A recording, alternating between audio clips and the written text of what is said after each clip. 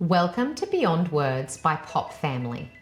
I'm Heidi, and for this episode, I was joined by a very brave rural mum. Sarah Giltrow is a teacher turned stay-at-home mum of 4 busy children.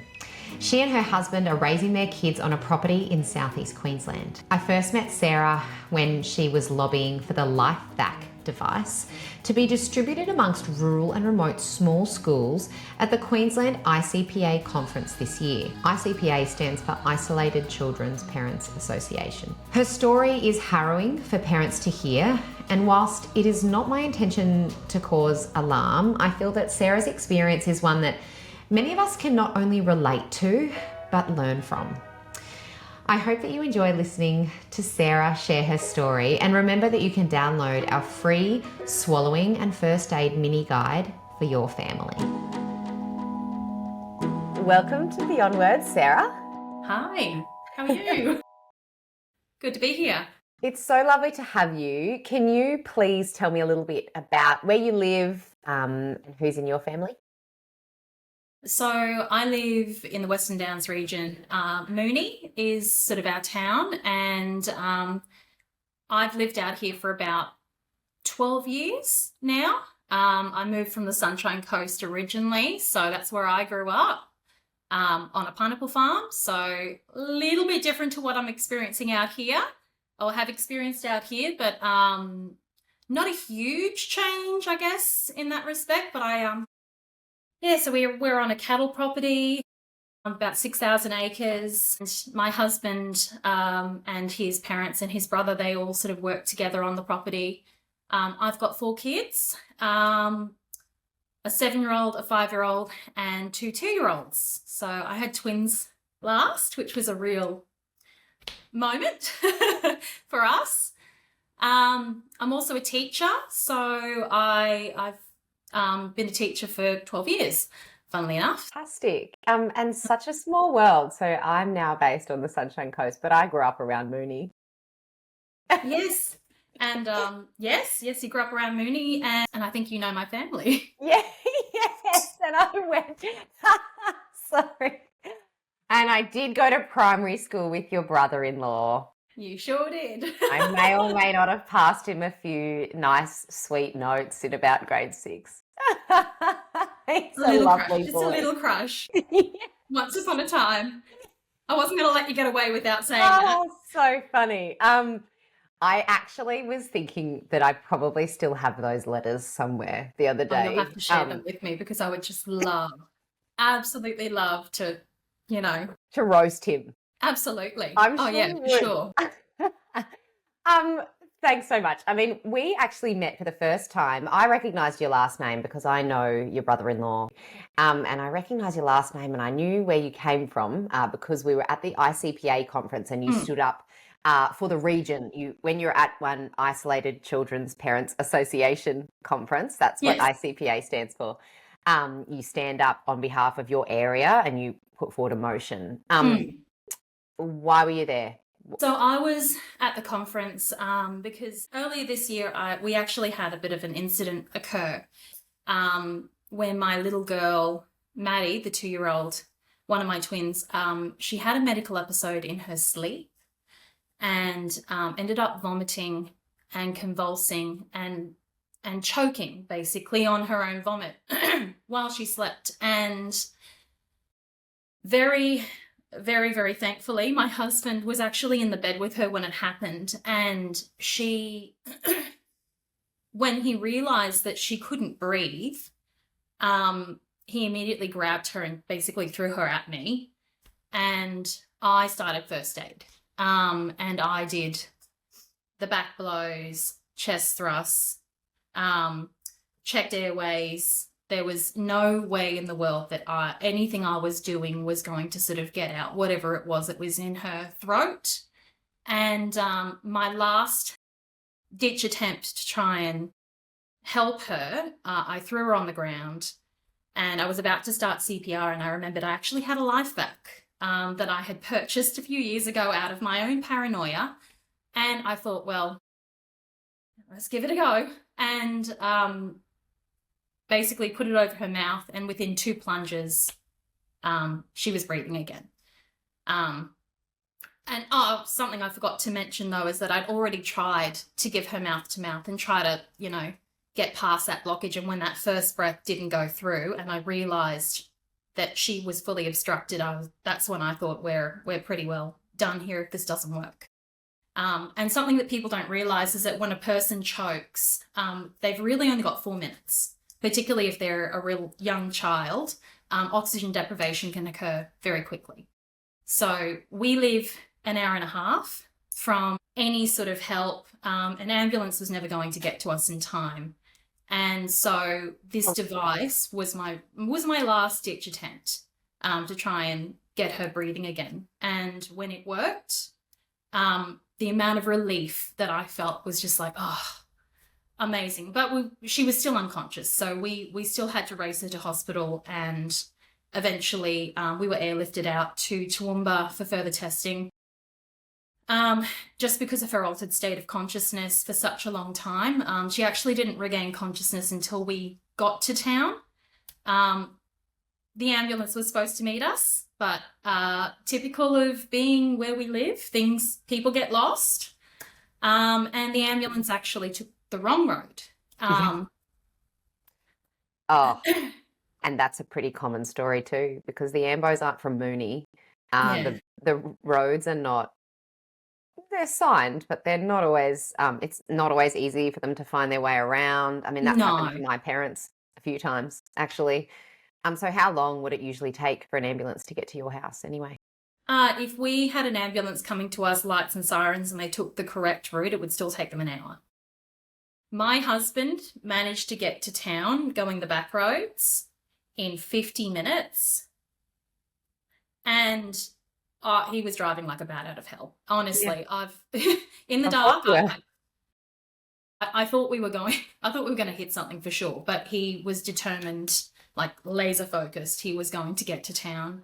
And every time we saw a set of headlights coming towards us, I started breathing a sigh of relief, and finding out that it was just another pig chaser on the road just made me go, oh, it's not the ambulance. And then we finally got a phone call as we were coming into town to tell us, can we go back and meet them at a different stop? And that's when I realized they'd taken the wrong road. We'd explained to them to come our way, and they just, whether or not the ambulance was already on that road or not, I don't know, but they'd taken the wrong road. So either way, Maddie ended up, with no lasting permanent issues as a result. So we are very, very grateful to that. And I really do feel very strongly that having that LifeVac for us was a godsend. Like, it was one of those things that I actually almost didn't buy one. And I can talk about that a bit later, actually. But I almost didn't buy one just because of some of the things that I'd seen on some of those mummy blogs and things like that. And I just kind of had a moment where I thought, I already live too far away from any sort of help. An ambulance is never going to get to us in a massive emergency that is that time sensitive. So I bought this device and I kept it on hand. And the reason I did that is because I was heavily pregnant with the twins at the time. And I had a 2-year-old who, as you know, 2-year-olds, they wander. Like, you try to keep them still. They don't always sit and chew their food. And I'd always had this anxiety, like, oh, what if she chokes? What if something happens? Or what if I choke? What if I choke and I'm at home with my 4-year-old and 2-year-old and no one can help me? So I bought this device thinking, well, it can't hurt. Yeah. It can't hurt just to have it.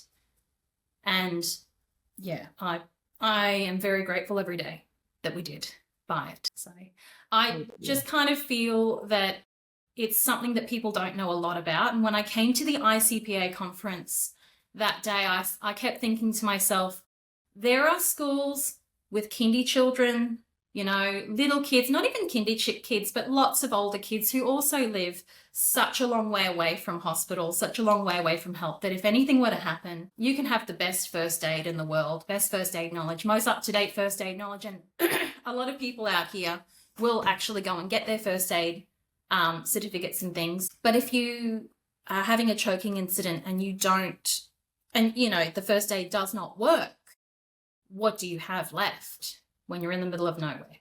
I was advocating for it to be brought into Queensland, rural Queensland schools, but ultimately I would love to see it in all Queensland schools and possibly all schools in Australia. Would be lovely to see the device brought in. So that was my main plea at the ICPA. I really wanted people to sort of see that this device does work, and that you can have the best first aid knowledge, and sometimes that doesn't work, and that's okay. And I'm not saying you shouldn't have first aid knowledge. I think that everyone should, but it's good to have something on hand just in case. Absolutely. I think that's a really important message as well.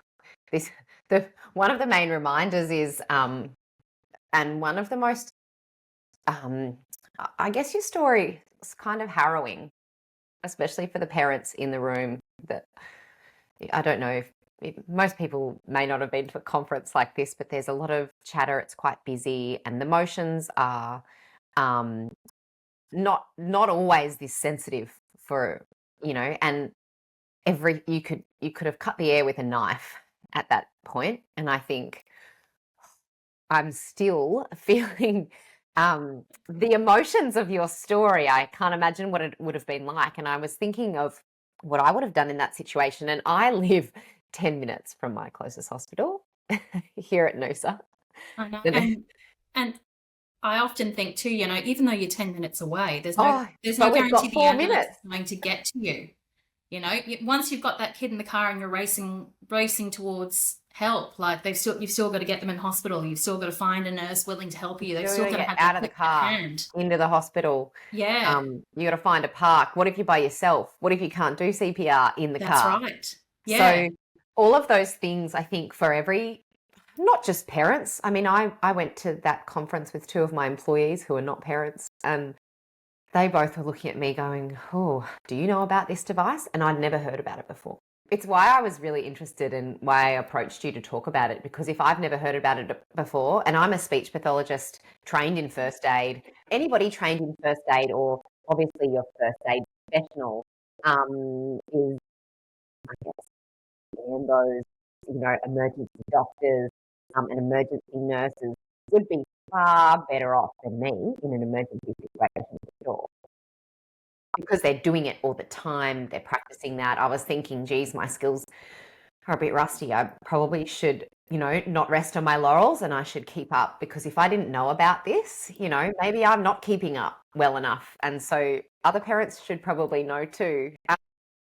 But with a speech, being a speech pathologist, I think if it was harrowing for me, for all of the other parents in the room, I felt quite confident with choking and swallowing situations. And that's, I guess, a weird thing to say sometimes, but you come across it in your I work, have come across it, and I guess I understand the mechanism, and I sort of know how it would happen. But I then very much understand, though, how this can happen, because I'm a parent and I'm a human being. And my work mainly is, after someone chokes, they would be referred to a speech pathologist for a swallow review, for us to see if there's anything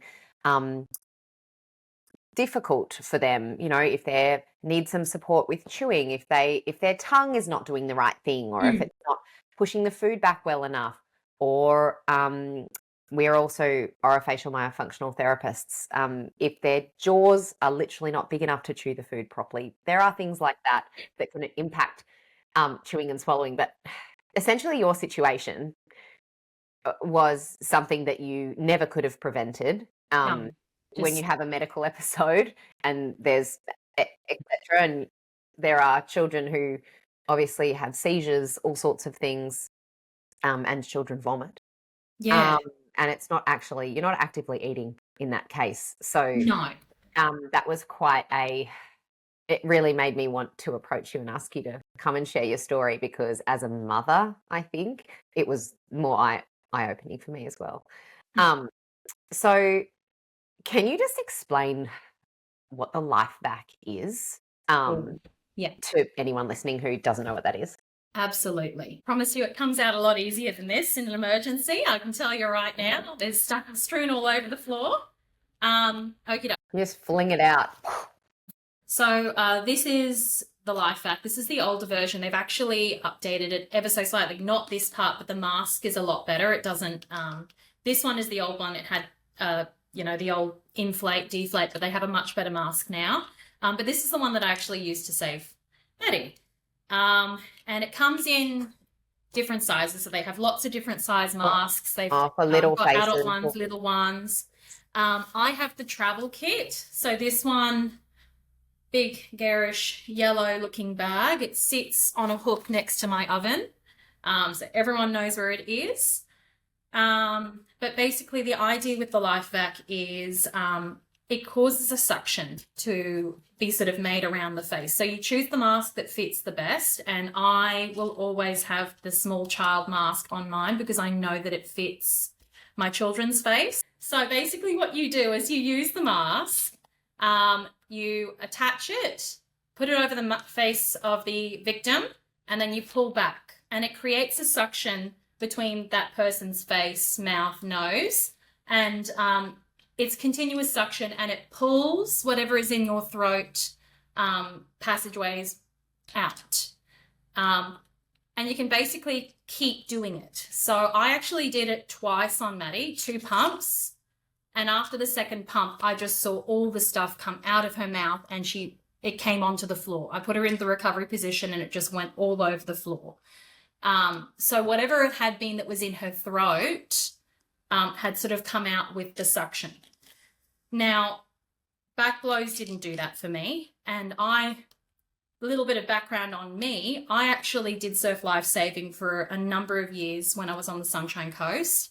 I did it from the age of 8 into my adult years. When I moved out here, I've done multiple first aid courses as part of my teacher training and childcare training, because I did before and after school care too for a long while.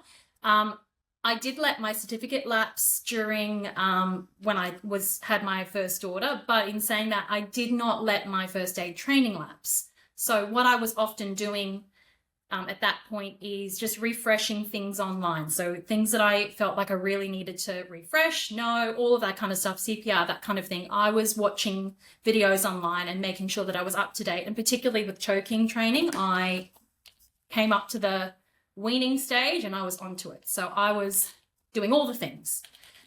So I do feel like I'm someone who's got a lot of, have a bit of confidence around what I know in terms of first aid and all of that.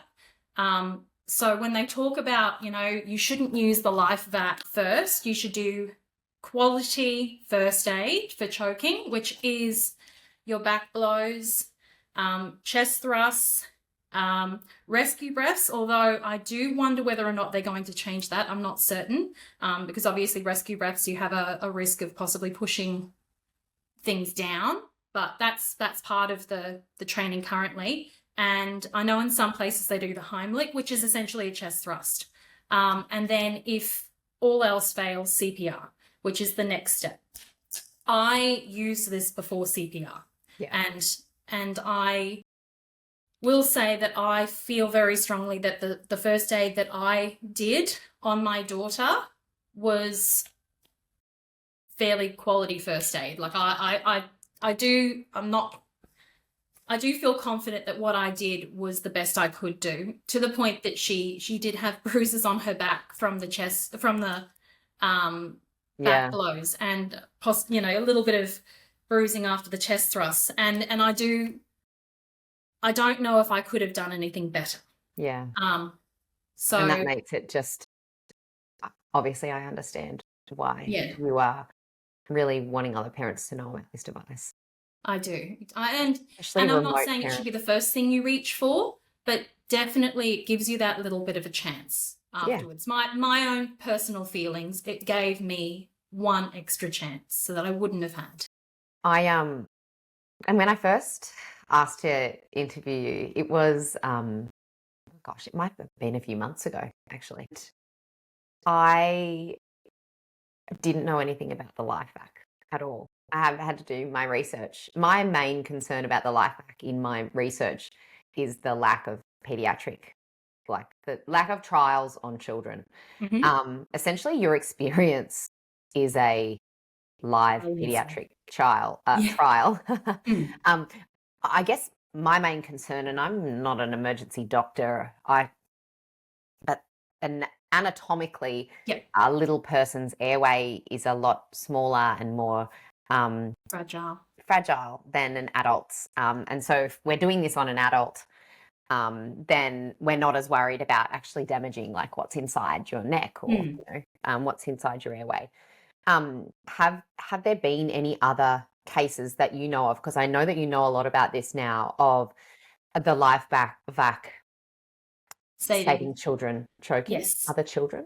Yeah. So here in Australia, according to the LifeVac Statistics, so something to be aware of with this is that LifeVac gathers their statistics based on how many saves are reported to them. So there could actually be more children that have been saved by this device and it's never been reported. But they have a reporting system by which if you use the LifeVac, you get a whole new LifeVac. So when I sort of show you this is my old one. This is the one that I basically just use to sort of show people what they do. But I actually have two new ones with the new mask and everything. But basically, the data comes through from them through people reporting their saves. And this year, not this year, but in Australia alone, we've had 25 children that have been saved using the LifeVac device. I actually do know a parent, I don't know if she reported, but a parent from Gundy, once I had my little incident with Maddie, actually reached out to me and said that she had an incident one day with her little boy after he choked on a strawberry, and she had a LifeVac and she used it on him. And, you know, she lived in town. So whether or not she reported that or not, I don't know. But see, that there are lots of people I'm hearing about that have been saved. I do know worldwide, actually, as of yesterday, there was 4,054 people had been saved yesterday worldwide, and now it's 4,561 as of just before recording this. So it's, when you say, you know, there's a lack of clinical trials and things like that, there's also a bit of an issue around that wording, because in order for there to be a clinical trial on anything, it has to meet ethical standards, and one of those ethical standards is do no harm. So, or, you know, don't harm that person that you're doing. And who's lining up to be choked? Who's lining up to have their child choked? Exactly. So ethically, you can't really clinically test it. You can only go by what people have done. I guess in hospital situations, they might be able to use it, but hospitals have already got amazing technology to use. Yeah. Why would they be using something like this when they've got a continuous suction device in hospital to remove the blockage? Yeah. So absolutely. Really so great that you know your stuff. I actually contacted Tiny Hearts. They're just such a well-known, reliable source for child first aid. I feel like lots of mums follow them on Instagram, and they've I wanted to give essentially like a well-balanced story. And a few months ago, their stance was different on the LifeVac. And they've actually just put out a new stance on it as of last week, which is serendipitous. I feel like their ears were burning. They just knew we were going to talk about this. So what was their stance and why was that? So I actually do have a bit to say about this one, because I almost didn't buy the LifeVac because of the stance that the Tiny Hearts people had on this. And I love Tiny Hearts. I you know, use a lot of their, or, you know, look at a lot of their social media around children's first aid and food preparation and all of that. And I, you know, new mum, was like, oh, this is great. And all of my friends raved about it. So I was right into it. And when I was concerned about choking, being that we live out here, I've always been a little bit concerned about that ever since my first daughter was weaning and starting foods. I'd always wondered, there's got to be something. Like, there's got to be something. You know, we can't, there's so many different devices out there that surely there's something out there that you can use as a first aid thing. And I always thought, oh, whatever it is, it would be too expensive regardless, you know. And my sister's an emergency nurse. You know, I've got my brother-in-law is a maxillofacial surgeon. My other sister is an oral health therapist. Like, I'm surrounded by people from all different walks of the health industry. I'm the only one that didn't get into it, but that's fine. But I was kind of like, there's got to be things. And my sister said, well, in hospital, they just use a suction tool. You know, you can't get those at home. And all of a sudden, like you start looking things up, and then the algorithm puts things out for you. And I started seeing ads for the LifeVac. And I thought, oh, that's new. I've never seen that before. That's a bit different. And I started doing my own little bit of research into it. And then one day I saw Tiny Hearts had actually written something about the LifeVac. And their stance had been originally that they didn't think it was a necessary product. My understanding there, they weren't totally positive about it. They were saying, you know, if you've got good first aid, if you can do things properly, you will, you know, most of the time you'll get it out. And I kind of thought, well, maybe it is just a gimmick. Like, they didn't say don't buy it. They certainly weren't saying those things. I also, as a clinician, like who works with choking, who's never heard of this device before your story, I would have also said, I'm very skeptical of that. Like, it's a device that someone wants to sell, and the main risk that they said, and the main risk that I think any health professional has with it, is that we don't want people to rely on it without doing first aid. Like, exactly, and I'm fully on board with that. Gold I do. standard. Yeah. I think the gold standard is to have good first aid. Absolutely. I'm certainly not anti-first aid, and I do not believe that this device should be used without having attempted first aid first. Because they're absolutely right. If your child is choking on a piece of food that's very high up in the throat, a couple of good back blows are probably going to get it out, no problems. Yeah. But in saying that, you know, what I actually found with my daughter when she choked is that it wasn't just a hard item. It was possibly lots of little bits of stuff that was unchewed or not chewed properly in her throat, along with sticky mucus or sticky, you know, a conglomerate of stuff. And so I wasn't able to push that out. And so I sort of digressed there a little bit, but going back to the Tiny Hearts, I almost didn't buy the device, thinking that it was just a gimmick. And I actually, after saying, no, I'm not going to buy it, I actually then saw a video pop up that was completely different. It was just a story about a man in America who had saved a little boy from choking on a chicken nugget in a restaurant.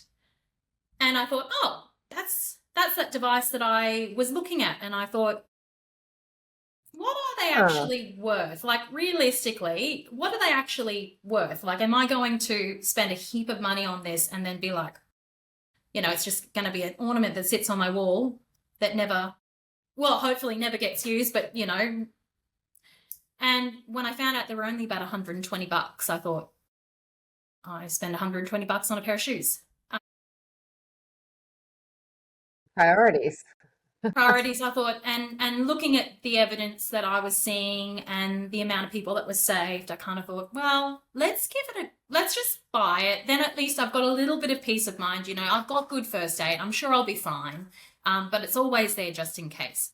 And I actually bought one for myself and my mother-in-law. And I am so glad that I did. And actually, now Tiny Hearts have actually changed their stance. And I think we can have a look at it here. Oh, there it is. Wonderful. So they've had a mother reach out to them who actually did lose a child from the sounds of things. And that mother has obviously felt a certain way about, you know, not having that extra chance that she might have had if she'd had the LifeVac. And she was a bit concerned about the feelings or the sentiment that Tiny Hearts had around anti-choking devices. And it would appear that they've actually changed their stance. They still believe that obviously gold standard is good quality first aid, which I'm also for, absolutely. But they do now say if you do have an anti-choking device on hand, you can give that a go very briefly, and I mean briefly, you know, before starting quality first CPR. If any parent is interested in reading this Tiny Hearts article. It's very well written. It explains why they. I actually asked them if they wanted to comment, but they didn't. They might be busy, and they have no idea who I am. But I pretty much their stance is perfectly written here for us in this blog, and it says why they were apprehensive about it. What the evidence says. It gives a brief review. There's all these articles down the bottom that shows the peer-reviewed studies on anti-choking devices, but it says what they say over and over again. First aid is the gold standard. We've said that today. Start with choking first aid, and then if those steps are not working and a device is available, you can try a device. They say that they look at the LifeVac versus the dechoker, and that the LifeVac came out better. Well, I believe the LifeVac is the one that we have here in Australia that is TGA approved. So it is a Class 1 TGA approved device, which means that anyone can use it without training. They are, basically the TGA have some pretty thorough requirements for things to be TGA approved.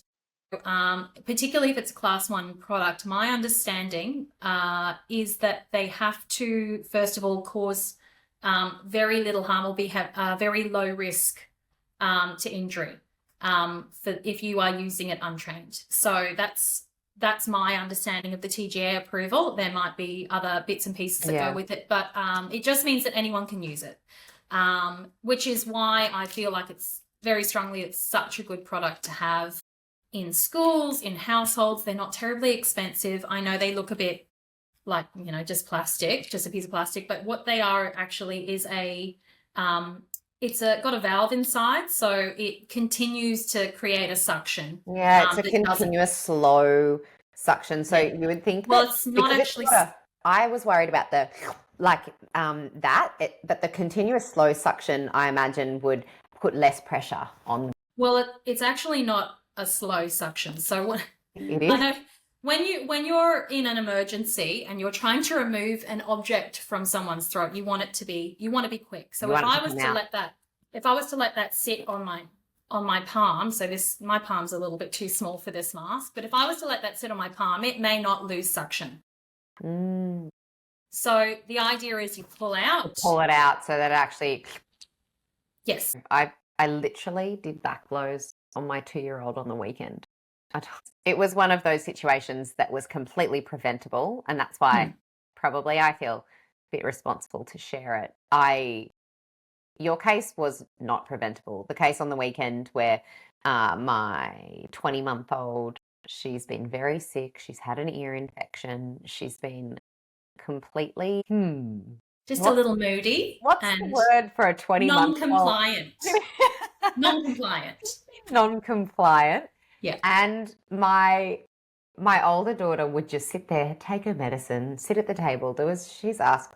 Anyway, the almost 2-year-old, I cut up a slice of apple. It had a tiny little bit of skin around the outside, and it was mostly like a long, skinny, like a really nice, safe piece. I knew she could chew it.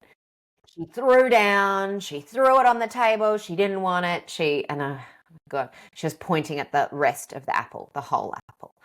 I went, okay, fine. I'm sitting at the kitchen bench chopping up dinner.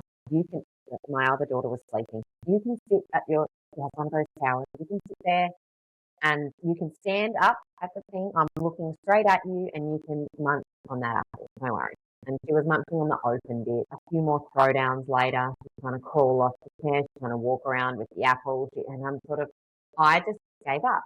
So I have a rule in my house: no walking around and eating. We have the same rule. Easier said than done sometimes. And my second rule is if the children are eating, you're sitting with them. And those are arguably the two most important anti-choking rules. They're also really important for heaps of other things, because I'm a pediatric feeding speech pathologist. This is my bread and butter. These are the rules in my house. And anyway, I broke them. And then she was standing up on her play mat just looking at me, and I could tell it was just the wide eyes. There wasn't any other sign. She just was looking at me, and then she sort of started doing this, and I went, oh my gosh, like, what have I done? She was literally 3 meters away from me. She'd taken a few mouthfuls because she was sick and congested. She had a blocked nose, so she wasn't swallowing everything. She was just pouching it in her cheeks. And I knew this, and I was still just letting it happen. And so it's sort of, you think I would have learned, but I went over and I gave her a few back blows. It came straight out on the floor in front of us immediately. And then she was just crying because she wanted the apple back. Yes, no. Like, absolutely not. Honey, I'm literally talking about this. Rule 1 is no walking around and eating, but and specific children. Like, I know how hard it is. With my first daughter, she just won't walk around and eat because that's the rule. With my second one, she will try to climb up on the top of the table, run along the top of it, and their second-borns are pretend to jump off. A whole other. So it is, even though I'm sort of going, prevention, and I really want to talk about prevention in future episodes as well, because there are things that I think make you confident, make me confident that we already knew. You've done lots of first aid. And as a lifesaver, of course, you've got to be really on top of that. Me as a, feeding professional, I have other things but I imagine, like, if you're a mum and you don't have that source of, or a parent at home, and you don't have those sources to feel confident about what to do in that situation, then it's really it gets hard. It gets really really hard. And there are so many great resources out there, just like Tiny Hearts. That's why I wanted to mention them in this episode, because they've actually got really good, they've got online courses. So anyone who is remote is able to log in and do that. Like, you can buy it. I'm pretty sure you can buy it tomorrow. I actually went and had a look so that I could do that. But I'm going to do another short episode, just really out just for parents who want a refresher of that now. On that note too, I feel very strongly that yes, obviously people who are providing the first aid should be paid for their time, but for some people cost is an issue, and I'm all about finding a good free first aid course or source in order to sort of learn these things. And one that we've had actually come out here to Mooney that also offers free online courses is LifeFlight. LifeFlight. And they're free. Yeah, the minutes matter.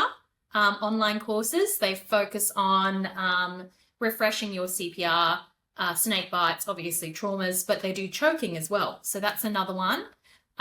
Just for, that's really important. There are a lot of people who would be like, oh, well, this sounds great, but also the $120 for the LifeVac, if I could do a free first aid. Exactly. Then that would make that a lot more affordable. I will also say very quickly too, if you do go out and purchase a LifeVac, just make sure that it is from the actual LifeVac site or a registered LifeVac supplier, because there's been a lot of really cheap and nasty ones on the market lately that are not TGA approved, they're not regulated, they're not and potentially not effective either. So, these are about $120. Like, if anyone's offering them for cheaper, then they're not the right ones. So they're just something to sort of bear in mind. That's so important. The other population, well, I guess, and what I want to remind everyone else of is that if your child is choking, or if it's so funny, I was talking to someone the other day about the podcast. I was saying I'm interviewing this mum. She's sharing her story, and this friend of mine said to me, oh, I used to choke on food all the time when I was a kid. And I went, what? They're like, yeah, like, don't you choke on things? And I was like, no, honey, I don't choke on things. Like, you probably need to come in for an assessment. Like, that's not right. Like, she's like, oh, I just avoid the foods that you choke on. And I went, no, that is really not typical. No. And you shouldn't regularly choke. If you are, for example, in my case, where I'm the parent of a toddler that has absolutely no idea what's chewing swallowing safety is, and I didn't follow my own rules and let her Yeah. walk around and eat an apple with its skin on, um, you know, that's one thing. But if you're an adult who's been eating your whole life, or if you're a child and you find yourself, or you're a parent and you find your child frequently chokes on things, you definitely should bring them in for a speech pathology assessment. Absolutely. And after someone chokes, it should definitely be so.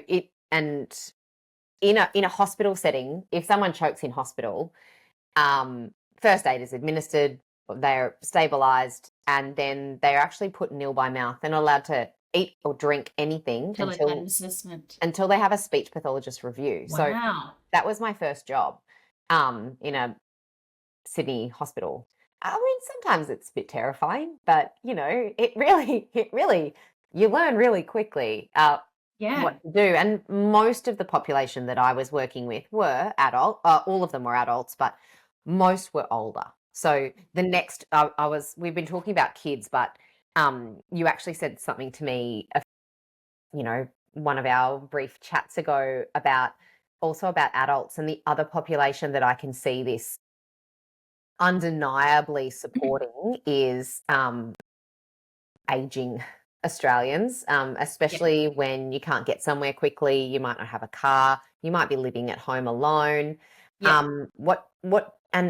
And choking increases as you get older, because what happens is your mechanism is not as it just, everything just doesn't work quite as well anymore as you get older, and the pipes get a bit rusty, and you are at greater risk of choking. And depending on what type of person you are and how fit you are and all sorts of things like that, can impact that. But I really find that something like this, in your parents' home. Well, you can use it. You can use it on yourself, and which is something too that another reason why I bought it as well is I kept thinking, well, it's not like I've ever choked on anything, but when you're watching kids and you're snacking because you're not always able to sit down and have a meal yourself,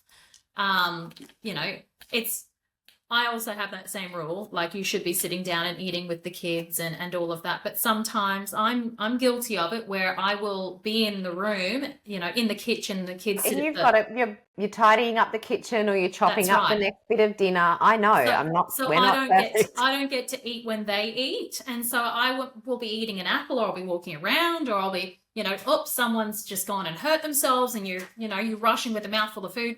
And I've often thought to myself, well, although I've never choked, what would I do in that instance? That doesn't help if I'm alone. It still doesn't help if I'm alone with small children. So when I bought this, the other reason I bought it is I thought, well, I can do it to myself. Yeah. If ever there was an issue, and my husband wasn't home or something. And sometimes I don't see my husband all day.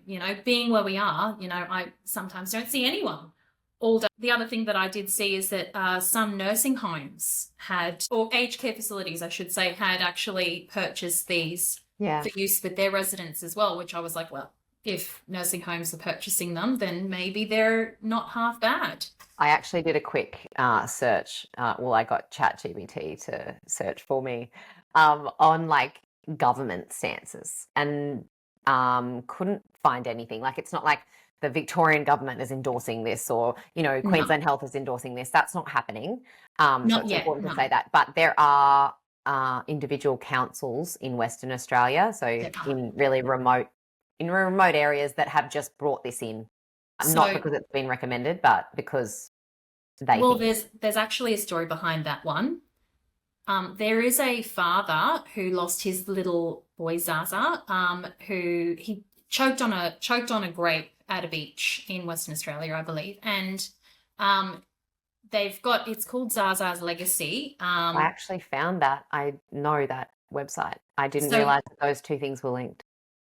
Yeah, so that's where it's linked. So he's actually been pushing and advocating for these things to be brought into all council centres in certain areas of Western Australia. The last time I heard, there was at least 9 council areas that had brought it in. I might be wrong on that number, but he's and not only that, there's also some private childcare centres that have taken it up as part of Zaza's legacy. Brian's Zaza's father, and he's very, very passionate about making sure that there's a lot of people who sort of understand, know what this device is. He's obviously, I'm coming from a perspective of I've seen how it works. He's coming from a perspective of he's dealing with a tragedy, the loss of his child, but he wants change.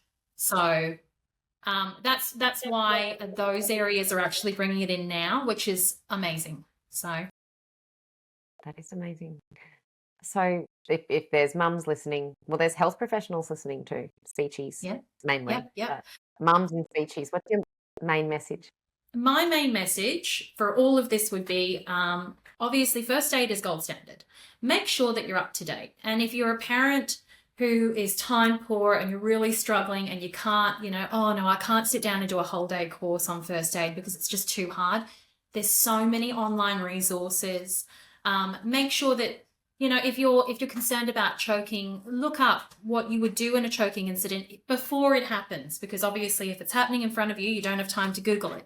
Have those things in mind. Something else that I feel very strongly about is some people even have, on their fridge or in their kitchen somewhere, they've got just the quick and easy steps for CPR, for choking first aid, things like that. If you're someone who maybe thinks in an emergency you're not going to be able to remember it, have it on the fridge, have a reminder somewhere for you to have those things that you should do. If you yourself can't go along to do first aid, get your partner to, if your partner's willing. And they at least then have the practical side. You do the online stuff. I do feel so strongly that people need to do that. And I also, I'm obviously not against devices. I think life-saving devices have been proven to save lives. You've got the defibrillator. That's another life-saving device which has been proven to save lives and increase survival rates. My daughter is living proof that this thing has worked. For us at least, nothing is 100%, not even first aid. This doesn't, it's just another chance, in my opinion, and it's an inexpensive device. I actually have one in my car. It fits inside my handbag when we go to restaurants, so it's discreet in that respect. I know it looks like it's big, but it fits in my handbag. I mean, we put more things in our handbag. You're just making me think of my mother, who used to have everything. She once had the tomato sauce in her handbag. So it is a joke. Well, we said, oh, we need some tomato sauce. She said, oh, here. So, but you can. I digress. You can fit the LifeVac. So really, to summarize, you've said first aid is gold standard. Be prepared. Like, look into what you would do, what things you need, what absolutely training you need, and then also maybe consider a device. Consider it. I mean, I know not everyone know that they exist. Yeah, they exist, and that's not everyone can afford it. Not everyone will see the value in it, and that's absolutely fine. I'm not pushing for people to go out like buy one, but if you are someone who is concerned and maybe would like something extra just for your own peace of mind, they exist. And my daughter is living proof that, they can work. I won't say they will always work because nothing is 100%, but they can work.